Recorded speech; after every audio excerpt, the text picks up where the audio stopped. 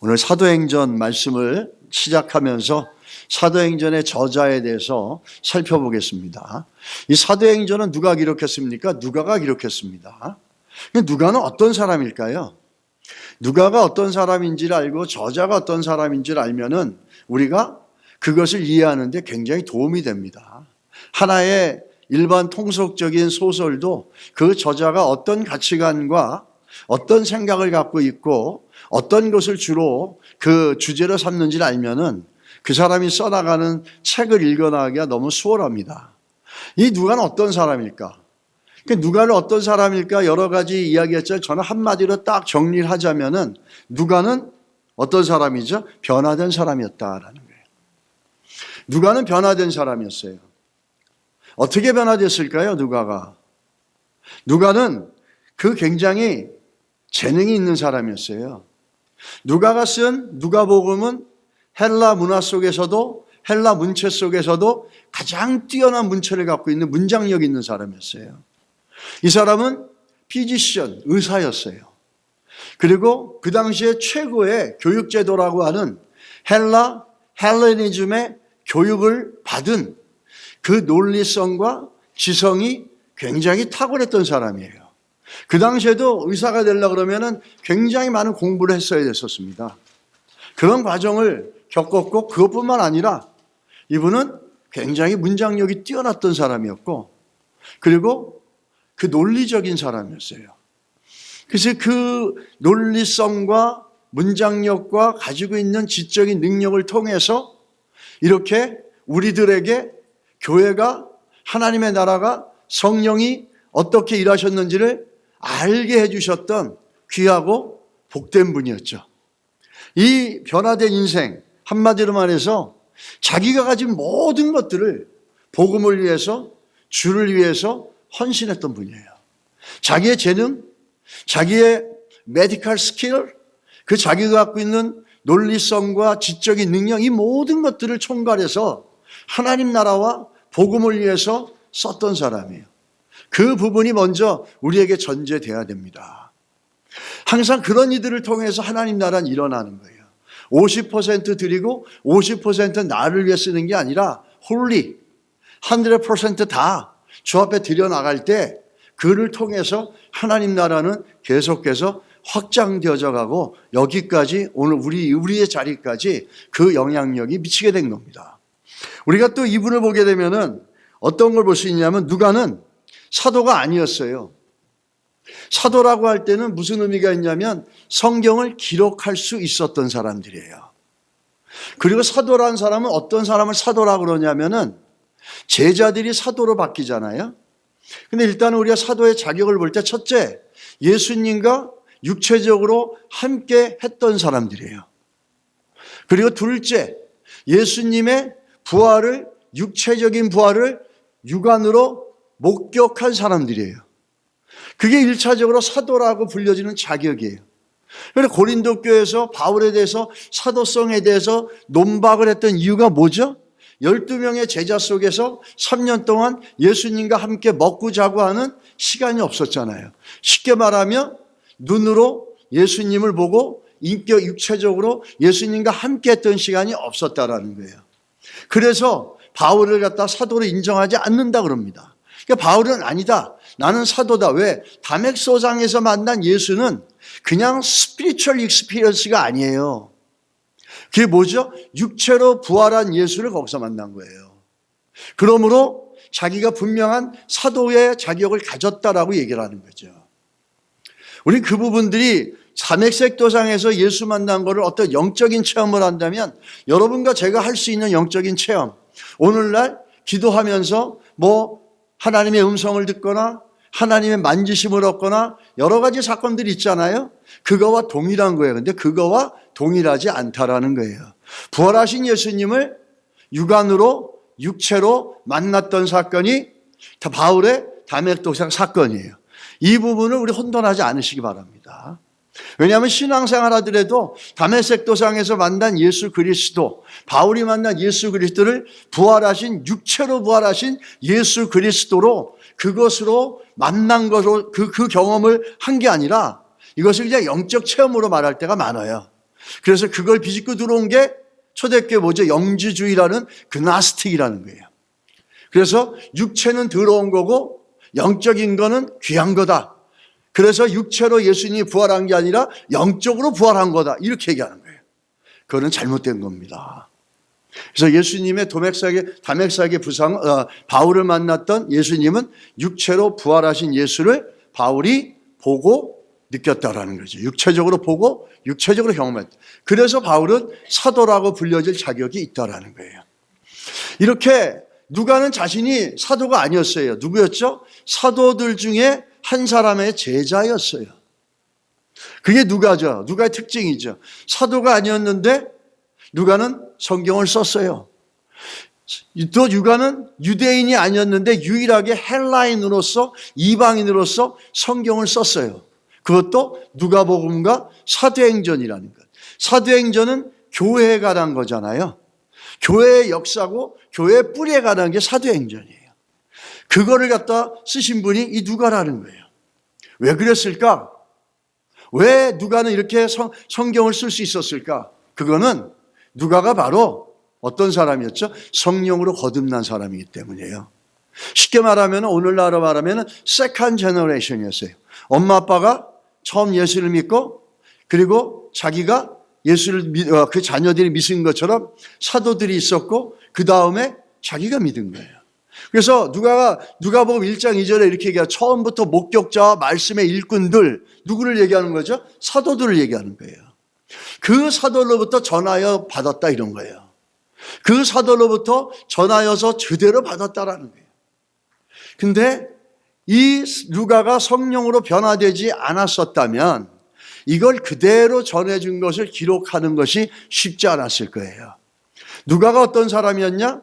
사도행전을 통해서 얘기하는 누가는 성령으로 변화된 사람이라는 거예요. 누가는 성령으로 변화되어져서 성경에 기록되어진 구약에 기록되어진 내용들을 하나도 빠짐없이 점검하고 비교해서 그거를 잘 기록했던 사람이에요.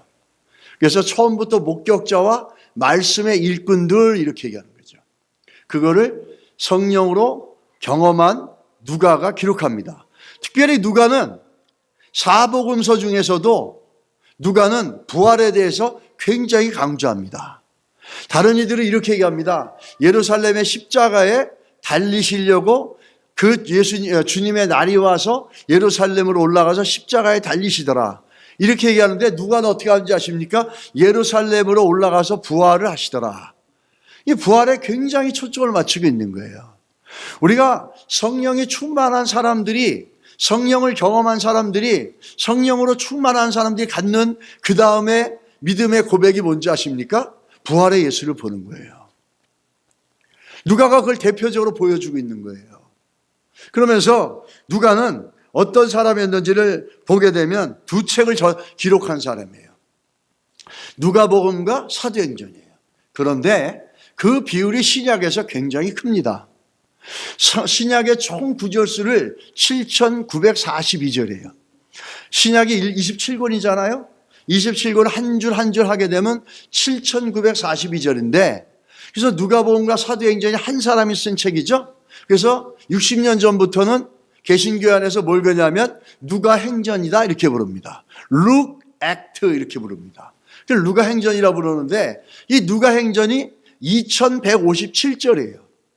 이 시편에서 신약에서 27%를 감당합니다. 우리는 바울 서신을 많이 보잖아요. 많이 얘기하잖아요. 바울 서신이 26%예요. 2032절이에요. 그래서 사도 요한이 쓴 요한 서신은 18%, 1416절이라는 거예요. 그만큼 누가가 가지고 있는 신약 성경 안의 비중은 상당히 크다는 거예요. 특별히 우리가 보고 있는 이 오늘 사도행전은 왜 중요하냐면은 이 사도행전이 교회의 뿌리입니다. 교회의 역사예요. 교회의 뿌리가 어떻게 시작되어졌고 교회의 역사가 어떻게 시작됐는지를 얘기합니다. 사람들은 얘기합니다. 교회는 장로교가 최고고 침례교가 최고고 순복음이 최고고 아니에요. 교회의 역사와 뿌리와 교회의 시작이 무엇이고 교회가 무엇인지 알고 싶으면 사도행전을 읽으십시오. 교회가 어떻게 시작됐는지 알고 교회가 무엇을 가리키고 무엇을 해야 될지 교회에 대한 정의를 알고 싶으시면 어디를 봐야 됩니까? 사도행전을 봐야 된다는 거예요. 교회 하면은 우리가 많은 교파들이 있기 때문에 사람들이 이렇게 얘기할 수가 있습니다. 교회라 그러면 장로교가 교회의 뿌리인 것처럼, 침례교가 침례교에서 하는 것만이 교회인 것처럼, 또 순복음에서 하는 것만이 교회의 정의인 것처럼 그렇지가 않아요. 교회의 뿌리와 교회의 시작은 어디요? 사도행전이라는 거예요. 사도행전을 우리가 묵상하고 또 사도행전을 살펴보면서 성령의 역사를 통해서 하나님께서 보여주시는 교회가 어떤 모습인지, 또 교회 안에 있어야 될 가장 중요한 게 뭐죠? 성령이에요. 교회 안에 가장 중요한 리소스가 뭐죠? 성령이에요. 그 성령의 역사로 교회는 세워지고, 성령의 역사로 교회가 탄생되어지고, 성령의 충만한 사람들로 인해서 사도행전이 기록되어지고, 성령의 충만하고 성령을 경험한 누가를 통해서 사도행전이 기록돼서 여기까지 온 것처럼 성령의 충만한 사람들이 또 교회를 섬겨가고 교회를 만들어가고 교회를 세워간다는 거예요. 이게 너무나 중요한 거죠. 왜 중요한 건지 아십니까, 여러분? 교회를 섬기는데 시작점이 바로 사도행전에서 볼 수 있다는 거예요. 교회를 섬길 때 사람들이 얘기합니다. 여러 가지 형태가 있죠. 내가 가지고 있는 달란트 맞아요. 근데 누가의 달란트는 뛰어났어요. 누가는 의사였고 최고의 교육을 받았고 지성과 문장력도 뛰어났어요. 근데 이 사람에게 뭐가 없었으면은 이 세 가지의 능력이 하나님을 향해 쓰여질 수 있었겠습니까? 없었어요. 이거보다 더 중요한 게 뭐죠? 성령이었어요. 하나님의 성령을 경험했기 때문에 그가 가진 모든 것들을 하나님이 쓰실 수 있고 하나님 나라를 위해서 온전히 드릴 수가 있었다는 거예요. 근데 우리는 그 성령을 제껴놓고 누가 가지고 뭘 잘하고 뭐에 능력 있는 것만 생각합니다. 정말 교회를 섬기는 일꾼이 되고 싶으십니까? 그러면 여러분 기도하셔서 하나님의 성령으로 우리를 채워나가는 일부터 먼저 해야 될 줄 믿습니다. 그게 사도행전 1장의 시작이에요. 사도행전 1장의 시작에 부활의 얘기부터 시작하면서 예수님이 부활해서 올라가는 것부터 시작해가지고 그 다음에 뭐하죠? 예루살렘을 떠나지 말고 아버지가 약속한 성령이 올 때까지 기다리라 그럽니다. 그걸 믿고 120명이 모여서 전심으로 기도를 합니다. 그게 교회의 시작이고 그게 교회를 섬기는 시작이라는 거예요. 우리는 그걸 잃어버리고 너무나 규격화되어 있고 너무나 일원화되어 있는 교회의 일꾼의 모습들, 교회의 어떤 헌신의 내용들을 생각할 때가 있는데 이렇게 기도와 성령이 우리 안에 먼저 잡히지 않으면 여러분과 가진 저의 달란트는 내 교만의 통로가 될 수 있지 누가처럼 하나님 나라를 위해서 아름답게 헌신해 드리는 제물이 되기가 어렵다는 거예요. 기도 충만하시고 성령 충만하기를 예수 이름으로 축복합니다. 여러분과 제가 그렇게 되어질 수 있길 바랍니다. 그런 이들이 교회를 세워가는 거고 그런 이들을 통해서 성령은 지금도 일하는 거예요. 그래서 하영주 목사님이 뭐라 그랬어요? 이 사도행전이 28장까지 있잖아요. 근데 사도행전은 끝나지 않았다. Acts 29 그럽니다. 우리가 Acts 29을 써야 된다. 맞습니다. 사도행전은 끝난 게 아니에요. 나중에 우리가 보겠지만 계속해서 우리에게 29장, 30장을 써나가라고 말씀하고 있다는 거예요. 누구에게? 지금도 살아계신 성령으로 충만한 하나님의 성도들을 통해서 이 일들을 이루어 나가고 싶다는 거예요. 이게 또 사도행전이 우리에게 던지는 열망입니다. 우리가 그 열망을 채울 수 있기를 먼저 바라는데 그러기 위해서는 기도와 성령 충만이 우리 교회 안에 있기를 간절히 소원합니다. 여러분과 제 안에 있기를 바랍니다. 우리가 가진 능력으로가 아니라 성령으로 기도로 시작하는 일꾼이 되어져야 될 줄 믿습니다. 누가를 갖다 우리가 조금 디테일하게 볼 텐데요. 먼저 누가는 어떤 사람이었냐? 누가는 역사가로서 아주 뛰어난 사람이었어요. 사도행전의 교회의 역사의 뿌리를 누가가 썼는데 누가가 역사가로서의 면모를 아주 잘 보여주고 있습니다. 누가복음 1장에 누가복음을 시작하면서 자신이 역사를 기록하고 있다라고 이렇게 얘기를 합니다. 사도행전 1장 1절에 먼저 뭐라 합니까? 내가 먼저 쓴 글에는, 이게 뭐죠? 누가복음이에요. 그래서 Luke Act 이렇게 해가지고 누가행전이라고 합니다. 원래 같은 책이다 이렇게 보고 있는 거죠. 내가 쓴 책이 뭐죠? 누가복음이라는 거예요. 누가복음에 내가 먼저 쓴 것처럼 하면서 사도행전을 시작을 합니다. 그래서 누가복음 1장 1절에 4절에 보면 누가가 뭘 기록했는지를 얘기를 하는 거예요. 근데 그 얘기한 내용이 뭐죠? 히스토리컬 팩트예요. 어떤 사람의 이론이 아닙니다. 어떤 사람의 지론이 아니에요. 어떤 철학적 관념이 아니에요. 어떤 한 개인의 간증이 아니에요. 역사적 팩트를 쓰는데 역사적 팩트가 뭐에 기한되어 있느냐? 구약에서 예언하신 하나님의 말씀이 현실 속에서 우리들의 살아가는 삶의 현장 속에서 문화 속에서 우리의 삶 속에서 그대로 이루어졌다라는 그거를 기록하는 거예요. 아무거나 기록한 게 아니에요. 그거를 정확하게 기록해 놓은 거죠. 그래서 1절에 보면 누가복음 1장 1절에 우리 중에 이루어진 사실, 너무너무 중요한 거예요. 우리들의 things that has been fulfilled among us, 우리들 가운데 이루어진 사실, 그 사실이 어떤 걸 갖고 사실이라고 얘기하는 겁니까? 왜 이게 사실이라고 그러죠? 누가가 사실이라고 얘기하는 이유가 있어요. 그건 뭐냐면 구약에서 하나님이 예언하셨던 것들, 하나님이 약속하신 것들이 그대로 현실로 이루어진 거예요. 예언된 진리가 확정되어지고 이루어진 사실로 이루어진 거예요. 그게 우리가 믿는 신앙이에요. 왜 그런지 아세요? 어떤 세상의 종교도 이런 역사성을 갖고 있는 종교는 없어요. 제가 다른 종교를 폄하하는 게 아니에요. 이게 팩트예요. 이게 기독교 여러분과 제가 믿고 있는 신앙이 이래서 진리라는 거예요. 저는 단 한 가지 목사가 된 이유는 하나밖에 없어요. 이게 진리라는 걸 믿었기 때문에. 다른 건 몰라요. 뭐 뛰어난 역사 어떤 것도 뭐 학문적으로 그거 없었어요. 내가 알고 있고 내가 여기까지 오게 되고 목회자로 살아가는데 한 가지 확실한 건 뭐냐면 내가 믿고 있는 예수가 이게 사실이라는 거예요. 예언된 진리가 성취된 사실로 나온 게 바로 성경이고 우리가 믿는 기독교예요. 이거는 다른 종교에 없어요. 부처가 올 거라고 몇천 년 전부터 예언되어져 왔었습니까? 아니잖아요. 모슬렘의 그 알라가 올 거라고 몇천 년 전부터 예언되어져 왔습니까? 아니에요. 힌두교는 55만 개의 종교가 있으니까 그건 말할 것도 없고 거기는. 성경에서 오래전부터 태초부터 약속되어져서 창세기 3장부터 예언되어져서 끊임없이 반복하다가 2000년 전에 이 땅에 우리가 살아가는 현실의 삶 속에 우리의 언어로 우리의 문화 속으로 이루어진 게 뭐죠? 기독교의 진리라는 거예요. 그게 우리가 믿고 있는 거예요. 아, 왜 목사님 너무 배타적이지 않습니까? 아니에요. 동에서 해가 뜨는 거를 믿는 게 배타적인 겁니까? 동쪽이 아니라 아프리카 가면은 서쪽에서 해가 뜹니까? 거기서도 동쪽에 뜨잖아요. 진리는 배타적인 게 아니라 두 개가 될 수가 없는 거예요. 하나로 이루어지는, 진리면서 진리가 아닌 건 진리가 될 수가 없는 거예요. 진리가 될 수 있는 correspondence of truth라고 하는 원리가 있어요. 그 원리 중에 하나가 뭐냐면 진리는 하나로 얘기돼야 되는 거예요. 진리면서 진리가 아닌 건 진리가 아니에요.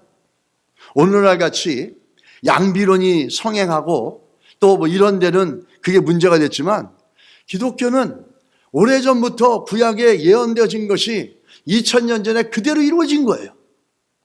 예언되어진 진리가 성취된 사실로 나온 거, 이거는 다른 어떤 종교도 없다라는 거예요. 이게 여러분과 제가 믿고 있는 기독교의 독특성이고 유일성이라는 거예요. 이거를 놓치면 안 된다는 거예요. 내가 뭘 믿고 있는지 알아야죠. 왜 저 사람은 저렇게 인생을 바쳐가면서 말씀을 전하는 일을 하고 여러분과 저나 다른 게 뭐가 있겠어요? 아무것도 없어요. 여러분들 좋은 거 저도 좋고 여러분들 싫은 거 저도 싫어요. 그런데 왜 그렇게 저렇게 살까? 이런 생각할 수 있잖아요. 제가 어릴 때 그랬어요.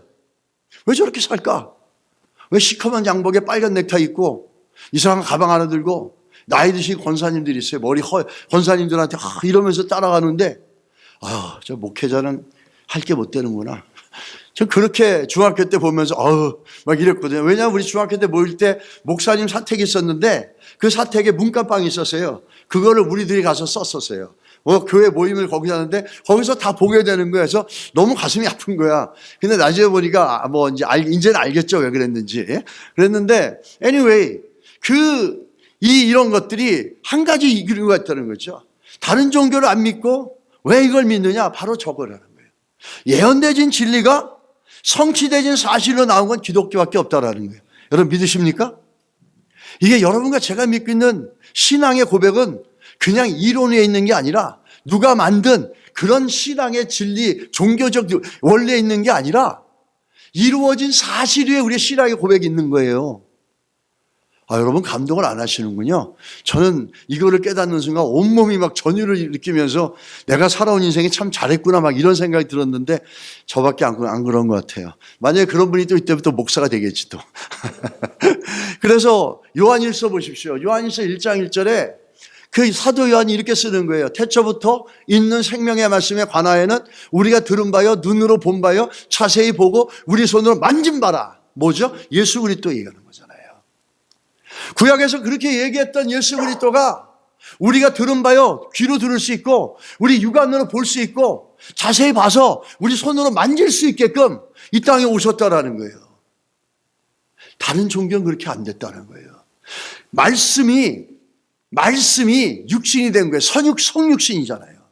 로고스라고 하는 말씀이 여기 책으로 기록된 문자가 눈으로 볼 수 있고 만질 수 있는 육신에서 이 땅에 오신 거예요. 사실로 이루어진 거예요.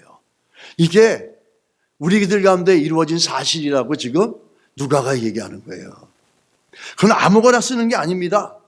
구약에서 예언되어진 것이 그대로 이루어졌는지를 정확하게 살피고 그리고 나서 누가는 그걸 기록했어요. 그래서 뛰어난 역사가다 이렇게도 얘기합니다. 그러면서 누가는 그것도 이렇게 얘기하죠. 그 누가복음 1장 2절에 처음부터 목격자와 말씀의 일꾼 전하여 준 그대로 이렇게 얘기합니다. 누가복음 1장 3절에 차례대로 써보내는 것이 좋은 줄 알았노니 처음부터 목격자와 말씀이 된 일꾼 누구죠? 사도들이에요. 그들이 전해준 걸 그대로 가감없이 그대로 그걸 기록해 놓은 것이 이제 사도행전이라는 거죠.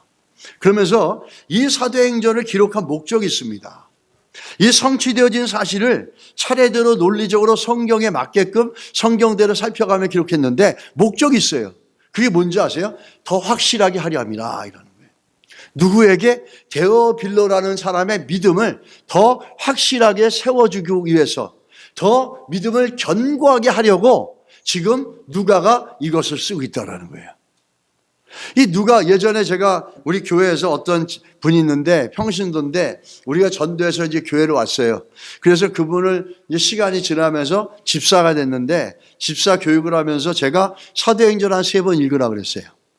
그랬더니 사도행전 읽고 나와서 와가지고 그러더라. 목사님, 저는 목사님이 매년 선교 가는데 돈도 없는데 왜 자꾸 선교 가시나 그래 이상했는데 사도행전을 읽으니까 그 의미를 알겠습니다. 그러면서 이분의 생각이 확 바뀌었다라고 저한테 얘기를 하는 거예요. 이 사도행전은 우리들에게 쓰인 목적이 데오빌로의 믿음을 더 견고하게 해주고 그걸 확실하게 해주려고 누가가 쓴 거거든요. 오늘날도 여러분과 제가 이 사도행전을 읽어갈 때 하나님의 성령의 역사와 그걸 통한 교회에 일어나는 사건들과 교회의 시작들과 또 우리가 또 그 하나님의 성령의 역사를 이루기 위해서는 어떤 것을 해야 되는지를 알 수 있다는 거예요. 사도행전을 보면서 성령의 역사가 일어나요.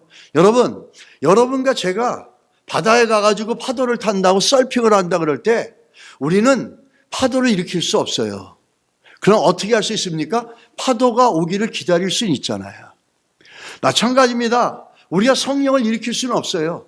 그러나 우리가 사도행전의 말씀을 믿고 성령이 우리 가운데서 일하실 수 있도록 기도하고 기대하고 기다릴 수는 있다는 거죠. 이게 사도행전을 보면서 우리가 놓치지 말았으면 좋겠습니다. 그 데오빌로라는 사람의 믿음을 견고하게 해주려고 이거를 쓰고 있다는 거예요. 오늘날도 사도행전을 보면은 우리 삶 가운데 하나님의 놀라운 역사와 신비한 역사와 또 교회가 어떻게 무엇을 해야 되는지를 잘 기록해 주고 있습니다. 이것을 믿음으로 알고 고백할 수 있는 책이 사도행전이라는 거죠. 사실보다 더 설득력 있는 게 없습니다. 그게 뭐죠? 예언되어진 진리가 사실로 성취된 우리 기독교입니다. 그냥 예언되어져 가지고 말로만 하고 한 번도 이루어지지 않았다면 우리는 믿을 가치가 없어요. 그냥 그건 띠오리예요. 그건 종교적 원리예요. 그런데 예언되어지고 약속하신 것들이 그대로 성취된 사실로 나왔잖아요.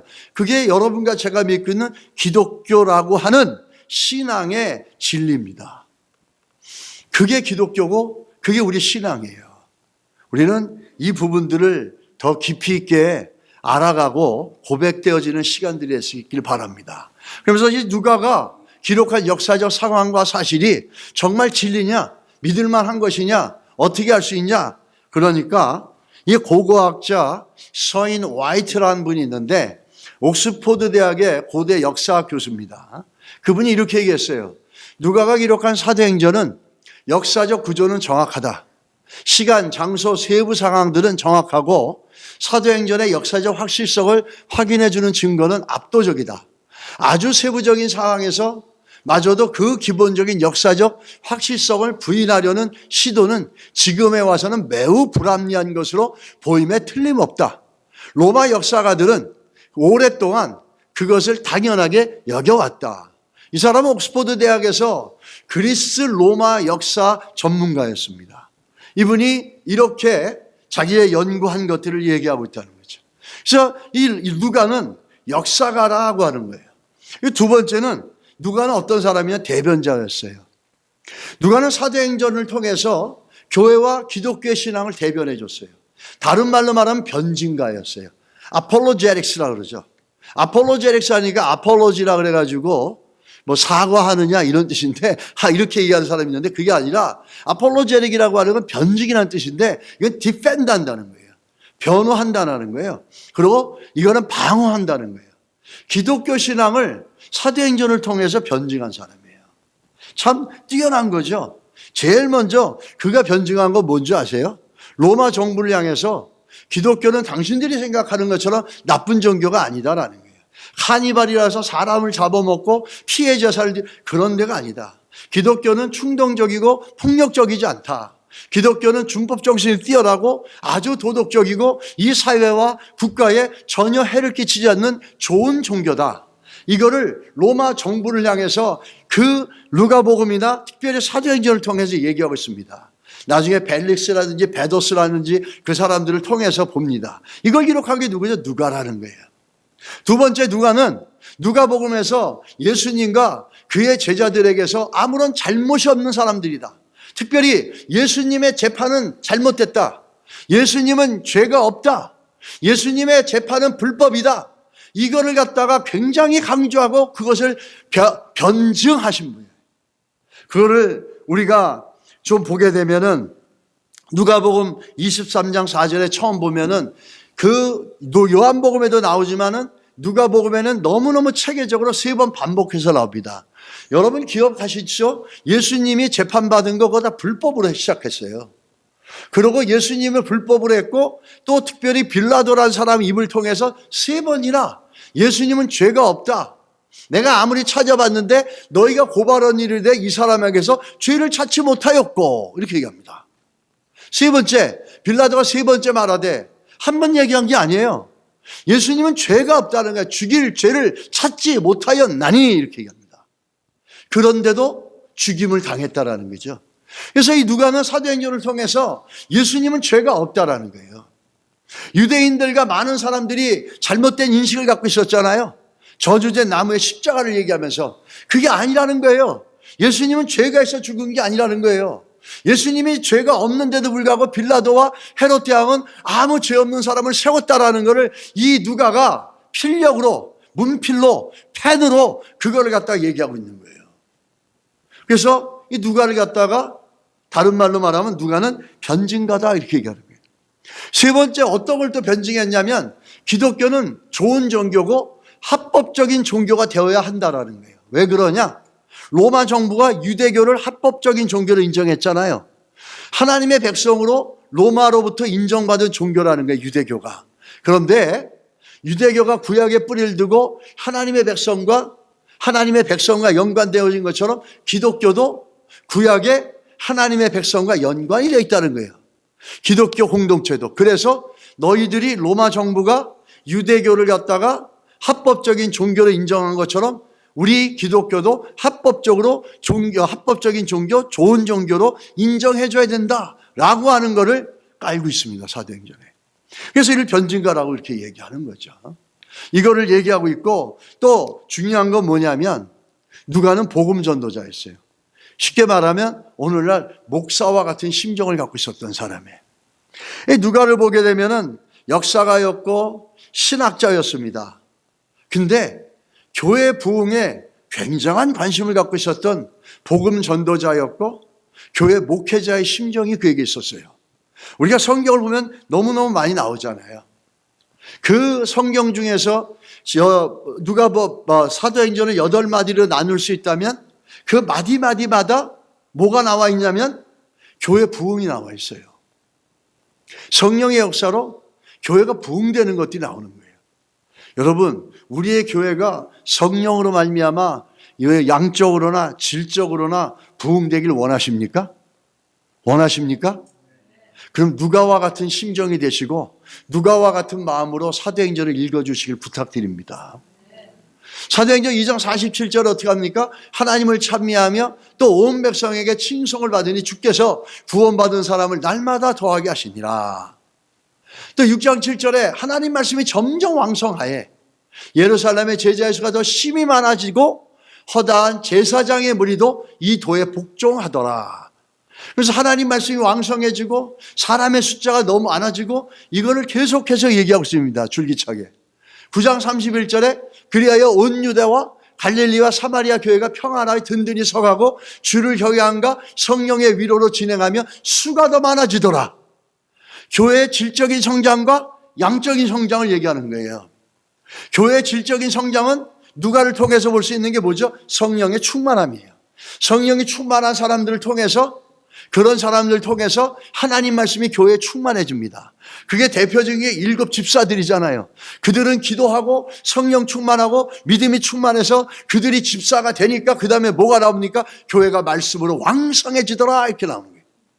그래서 교회는 성령 충만한 사람들을 통해서 하나님의 일을 일어나고 교회가 부흥이 되어지는 거, 육적으로나 눈으로 보는 실제적인 그 양적인 거나 그 내용의 질적인 것들이 부흥되어진다는 거예요.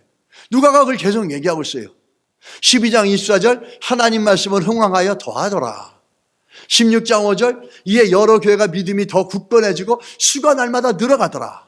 계속해서 양적인 그 숫자적인 외형적인 것도 얘기합니다.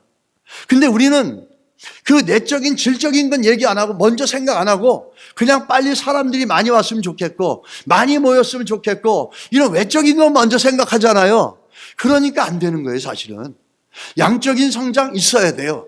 근데 그게 있기 전에 뭐합니까? 성령 충만한 사람들로 우리가 채워지고 성령 충만한 일꾼들로 세워지고 성령 충만하게 우리가 되어질 때 하나님께서 그 교회에 부흥을 주시고 숫자를 날마다 더하게 하는 일들이 일어난다는 거죠. 그래서 이 19장 20절에 어떻게 합니까? 주의 말씀이 힘이 있어 흥하하여 세력을 얻으니라. 28장 31절에 담대히 하나님 나라를 전파하며 주 예수 그리스도께 관한 것을 가르치되 금하는 사람이 없었더라. 이게 다 성령의 역사라는 거예요. 기도와 성령 뛰어놀 수가 없습니다. 우리가 내년에 성령에 대해서 또 특강을 우리가 좀 준비하고 있는데 그때 또 한번 우리가 깊이 또 다룰 겁니다. 이 부분에 이제 권위자를 제가 좀 섭외를 하고 있는데 와서 잘 가르쳐 줄 수 있었으면 좋겠습니다. 그러면 더욱더 견고할 거예요. 교회를 섬기는데 교회 뿌리고 교회 역사인 사도행전을 모른다면 어떻게 교회에 좋은 일꾼이 될 수 있습니까? 안 그렇습니까, 여러분?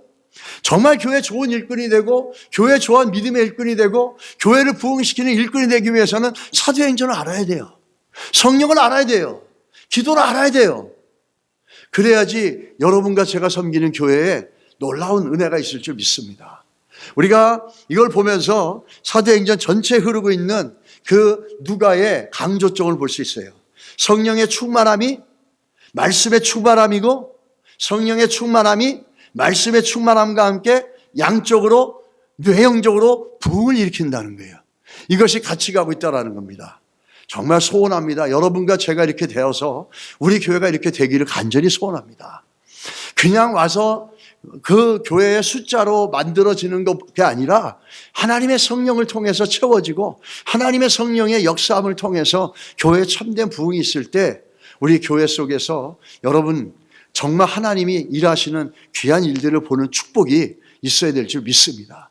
왜? 우리가 믿고 있는 기독교는 진리이기 때문에, 우리가 믿고 있는 예수 그리스도는 진리이기 때문에, 예언된 진리가 성취된 사실로 나온 게 기독교밖에 없고 성경밖에 없기 때문에 이런 부분에 여러분과 제 안에 믿음의 자존감, 자존감이란 보다 믿음의 주존감이 더 올라가시기를 예수 이름으로 축복합니다. 마지막으로 누가의 성품을 좀 살펴보겠습니다. 누가라는 이름은 헬라 말로 빛나다, shiny, brighten, 빛을 준다 이런 뜻이에요. 그는 수리아 안디옥 이방 땅에서 출생한 헬라 의사였습니다. 그런데 이 사람이 예수를 만나고 그리고 나서 완전히 바뀌면서 헌신이 되죠. 이 누가는 참 재밌는 게 뭐냐면 아까 우리가 봤지만은 신약의 27%를 기록한 사람이에요.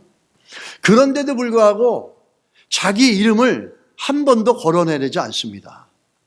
누가의 이름이 거론된 거는 누가 거론한 거면 바울이 3번 거론합니다. 본인이 자기 이름을 얘기하지 않아요. 우리 이렇게 얘기합니다.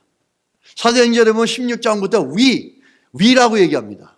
자기와 바울을 얘기하는 거예요. 이 누가는 언제부터 바울과 함께 다녔냐면 2차 전도 여행 때부터 같이 다니기 시작했어요. 누가가 이름이 언급된 게 3군데가 있는데 골로새서 4장 14절에 어떤 말이 있냐면 사랑을 받는 의원 누가 그럽니다. 의원이란 말은 옛날 말인데 그죠? 의사라고 얘기해야 되는데 누가라고 얘기해요. 근데 사랑받는 의원이다.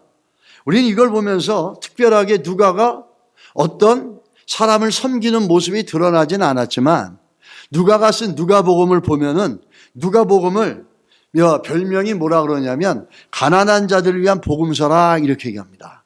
그래서 누가복음에 보면 사회적인 약자들, 가난한 사람들, 이방인들, 여인들 이런 사회적 약자들이 굉장히 많이 기록되어 있고 예수님을 누구라 기록하냐면 인간과 함께 있으면서 메시아로 드러나는 인자다 이렇게 얘기합니다.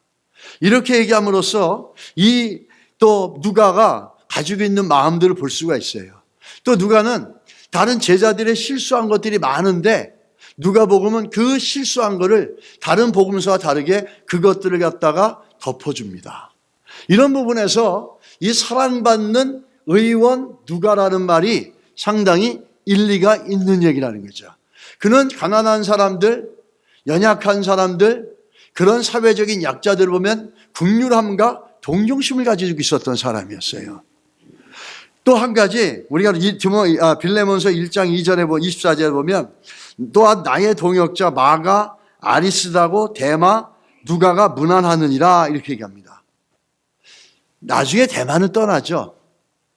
여기서 자기가 언급한 게 아니에요. 인사말에 바울이 언급한 거예요.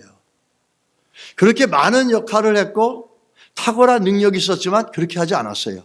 스스로가 자기를 드러낸 적이 없는 겸허한 사람이었다라는 거죠. 또 그 마지막에 디모데후서 4장 10절로 11절을 보면 누가만 나와 함께 있더라. 아까까지도 보면 빌레몬서에 데마도 있었잖아요. 데마는 세상을 사랑해서 나를 버리고 떠나갔다. 그리고 누구만 남아있어요? 누가만 남아있더라. 이렇게 얘기합니다. 이 디모데후서는 바울의 마지막 유서 같은 책이에요. 로마에 2번 투옥이 되는데 투옥돼 가지고 기록된 디모데전서, 그 다음에 디도서, 그 다음에 기록된 게 디모데후서예요. 그래서 이 사람의 마지막 유서 같은 책이거든요. 근데 그때 마지막까지 바울과 함께 했던 사람이 누구였습니까? 누가라는 거예요. 누가는 유대인도 아니었어요. 헬라인이었어요. 젠타일이었어요. 이방인이었어요. 그런데도 불구하고 바울이 감옥에 갇히는 순간에도 함께 같이 있었다는 거예요. 누가는 의사였어요.